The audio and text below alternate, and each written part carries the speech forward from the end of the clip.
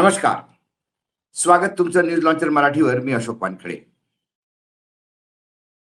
शिवसेनेमध्ये झालेलं लोकसभेच्या खासदाराचं बंड फस्तक काय असं आता वाटायला लागलं.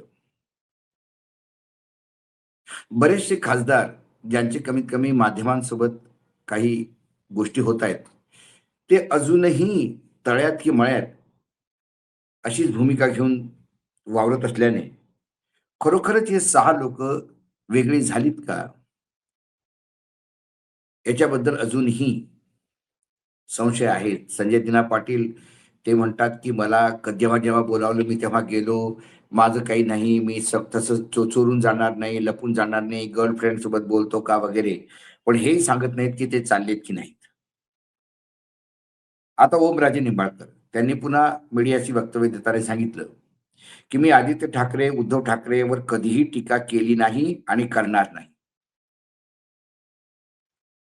खासदार ओमराजे निंबाळकर यांनी आदित्य ठाकरे आणि उद्धव ठाकरे यांच्याबद्दल एक विधान केल्याचे वृत्त काही माध्यमांनी दिले होते. आपण कधीही आदित्य ठाकरे आणि उद्धव ठाकरे यांच्या विरोधात बोललो नसल्याचं ते आता माध्यमांशी बोलताना म्हणाले.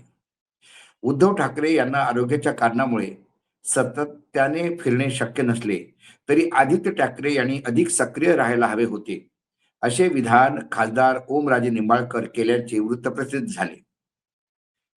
पण आता ओमराजे निंबाळकर यांनी या वृत्ताला नाकारले. आपण कधीही उद्धव ठाकरे आणि आदित्य ठाकरे यांच्या विरोधात बोललोच नाही आणि भविष्यात बोलणार नाही, असे ओमराजे म्हणाले. पवनराजे निंबाळकर हत्या प्रकरणाचा निकाल विशेष सीबीआय न्यायालयाने शनिवारी म्हणजे आज 20 जूनला दिला. या निकालानंतर खासदार ओमराजे निंबाळकर यांनी माध्यमांशी संवाद साधला. त्यावेळी त्यांनी न्यायालयाच्या निकालाबद्दल आणि त्यांच्या राजकीय भूमिकेबद्दलही भाष्य केलं. खासदार ओमराजे निंबाळकर म्हणाले, की मी मतदारसंघात जाणार आणि जनतेशी चर्चा केल्यानंतर माझी राजकीय भूमिका स्पष्ट करेन. माझी राजकीय निर्णय काहीही असला तरी मी उद्धव ठाकरे आणि आदित्य ठाकरे यांच्या विरोधात कधीही बोललो नाही आणि कधीही बोलणार नाही. भविष्यात मी जे काही राजकीय निर्णय घेईल, त्यामध्ये मी उद्धव ठाकरे आणि आदित्य ठाकरे यांच्यावर कोणतीही टीका आणि नकारात्मक टिप्पणी करणार नाही. मी पुढील 2 दिवसात माझी राजकीय भूमिका स्पष्ट करेल, असे ओमराजे म्हणाले. ओमराजे म्हणाले, की 2022 मध्ये जेव्हा शिवसेना फुटली, तेव्हाही मी सोडून जाऊ शकलो असतो. त्यामुळे आता माझ्यावर आरोप करणे अन्यायकारक आहे. मी पुढील 2 दिवसात माझ्या राजकीय भविष्याबद्दल आणि पुढील काय करायचे याबद्दल अंतिम निर्णय घेईल, असे ओमराजे यांनी म्हटले आहे. ओमराजेंचा विधानाचा उल्लेख करत उद्धव ठाकरे म्हणाले, की "उद्धवजी ठीक आहे, पण आदित्यनी फिरायला हवं. अरे, पण जेव्हा आमच्या कुटुंबावर हल्ले झाले, कोणताही शाब्दिक किंवा काही आरोप अ, झाले, त्यापैकी म्हणजे आरोप केल्यानंतर या गध्यांपैकी एक तरी छातीची ढाल करून आमच्या समोर उभा राहिला होता का? त्याचे वार झेलले का?" असा संताप ठाकरे यांनी व्यक्त केला होता. आता ही बदलावची भूमिका जी ओमराजेंची आहे किंवा जे आता ओमराजे हळू-हळू बदलताना दिसतात ते का? कशासाठी? कारण आम्ही पण याच्या अगोदर एका बातमीत मी म्हटलं होतं, की ओमराजे निंबाळकरांचे जाण्याच्या पाठीमागे एक कारण अजून होतं, की त्यांच्या वडिलांच्या वर जो हे झाला होता म्हणजे हत्येचा हत्या झाली होती त्यांच्या वडिलांची. त्या वडिलांच्या हत्येनंतर त्यांनी मला कुठल्याही हालतीत अ, त्याला न्याय मिळायला हवा आणि माझी प्रायोरिटी माझ्या वडिलांच्या अ, याच्यावर आहे. अ,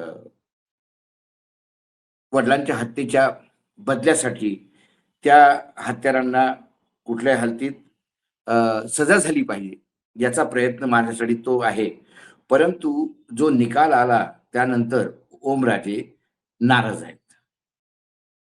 न्यायालयाचा निकाल ऐकला, राजकीय वैमनस्य होतं हे न्यायालयाने मान्य केलंय. राज्य पोलिसांवर तपासात त्रुटी होत्या. तत्कालीन गृहमंत्री पद्मसिंग पाटलांचा दबाव होता, असं ते म्हणाले. 4 दिवसापासून धाराशिवचे खासदार ओमराजे निंबाळकर यांच्या राजकीय भूमिकामुळे ते चर्चेत आहेत. त्यातच आज त्यांच्या वडिलांचे म्हणजे पवनराजे निंबाळकर यांच्या हत्या प्रकरणी न्यायालयाने निर्णय दिला. गेल्या 20 वर्षापासून सुरू असलेल्या खटल्यात मुख्य आरोपी पदमसिंग पाटील, जे पूर्व गृहमंत्री होते ते राज्याचे, त्यांच्यासह सर्वच आरोपींची निर्दोष मुक्तता करण्यात आली. आजचा निकाल ओमराजे निंबाळकर यांच्यासह कुटुंबियांना धक्का मानला जातो. या निकालानंतर आता उच्च न्यायालयात दाद मागणार असल्याचे ओमराजे निंबाळकर यांनी म्हटले. तसेच राजकीय भूमिका देखील 2 दिवसात ते जाहीर करू असे ते बोलले. न्यायालयाचा निकाल ऐकला. राजकीय वैमनस्य होतं असं न्यायालयाने मान्य केलं. राज्य पोलिसांवर तपासात त्रुटी होत्या.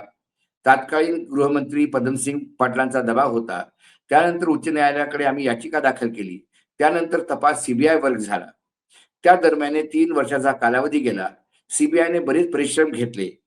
आज आता निकाल लागलाय. त्याची कॉपी रात्री मिळेल. आम्ही सर्वोच्च न्यायालयात दाद मागणार आहोत. पण प्रश्न हा पडला, की पवनराजे साहेबांना मारलं कोणी? हा आमच्या कुटुंबियासमोरचा प्रश्न आहे. शेवटी हे कलियुग आहे. कलियुगात कायम निराशा पदरी पडते. अशी भावनिक प्रतिक्रिया खासदार ओमराजे सीबीआयच्या न्यायालयाच्या निकालानंतर दिली. 20 वर्ष कशाला म्हणतात? हा संघर्ष कशाला म्हणतात? सर्व प्रक्रिया पार पाडल्यानंतर दोषींवर कार्यवाही होईल असं मला वाटलं होतं. पण शेवटी न्यायालयाच्या निर्णयाचा मान ठेवायचा असतो. आता सर्वोच्च न्यायालयात दाद मागणार असेही ते म्हणाले. मी उद्धव ठाकरे साहेबांबद्दल मी जे पहिले बोललो, ते तसंच म्हणाले, की मला अजून काहीही नाही.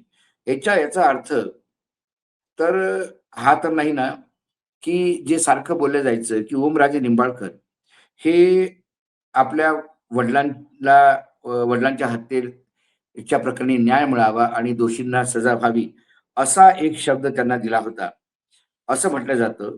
आणि पुढे मग काय झालं?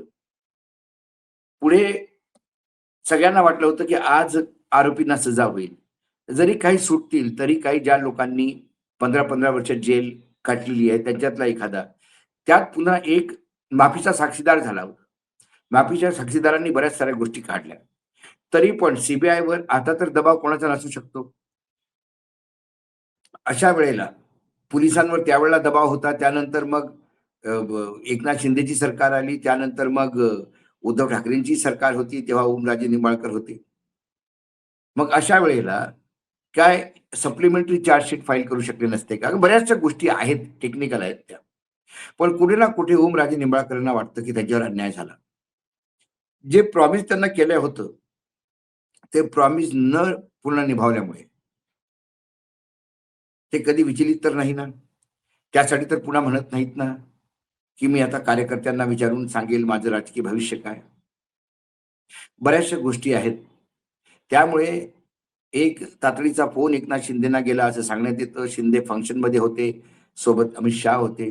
ते बाहेर गेले. फोन ऐकला. शिंदेच्या बॉडी लँग्वेजवरनं शिंदे थोडे अनकम्फर्टेबल होते असं वाटलं होतं. तर काय तो फोन ओमराजे निंबाळकरांचा होता. काय पवनराजेंना त्यांना त्याची जी हत्या झाली, त्यांना न्याय मिळाला नाही याबद्दल त्यांची नाराजगी होती. सर्वात मोठा प्रॉब्लेम हा आहे, की या 6 पैकी 1 जरी खडा निसळला किंवा एक जरी खासदार सटकला, तर राहिलेले 5 काय करतील? Already show cause notice issue झालेल्या आहेत.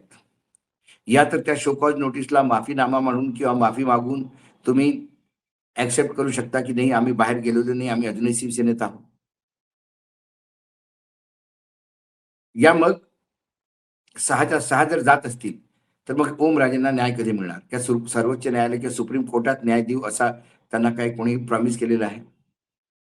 बऱ्याचशा गोष्टी आहेत. अजूनही हे क्लिअर नाही. वर्धापन दिनाच्या दिवशी हे 6 खासदार शिंदेसोबत नाही गेले, तर काय ते बीजेपी सोबत जाण्याचा घाट घालतायत का? कारण बऱ्याच लोकांचं म्हणणं असं आहे, की हे 6ही खासदार याबाबत आश्वस्त नाही, की एकनाथ शिंदे त्यांना पुन्हा लोकसभेचं तिकीट देऊच शकतील. कारण जसं तुमाने किंवा भावना गवळीसोबत झालं, 5 वेळाची खासदार पण तिचं तिकीट काढण्यात आलं. अशा वेळेला जर बीजेपीने तिकीट काढलं वेळेवर, तर आपण कुठे जायचं? कोणाकडे पाहायचं? हा फार मोठा प्रश्न सगळ्यांना आहे. राजकीय भविष्य म्हणून आम्ही म्हणजे भावनात्मक पाहिलं तर मी माझा निर्णय चुकीचा घेतला असं वाटतं. पण राजकीयदृष्ट्या मला माझं कॉन्स्टिट्युएन्सी पाहिजे. पण राजकीय भविष्य जर तुमचं पुन्हा अंधारात असलं, जिथे एकनाथ शिंदेचंच भविष्य ठीक नाहीये. एकनाथ शिंदेचे खास जे आमदार आहेत, मंत्री आहेत, अब्दुल सत्तार, तेच म्हणतात, की बीजेपी आमचं ममता बॅनर्जी बनवू इच्छितं. त्यामुळे दोन्ही शिवसेनांनी एकत्र यावं अशी साद ते घालतात. जिथे एकनाथ शिंदेचंच भविष्य वर प्रश्नचिन्ह आहे.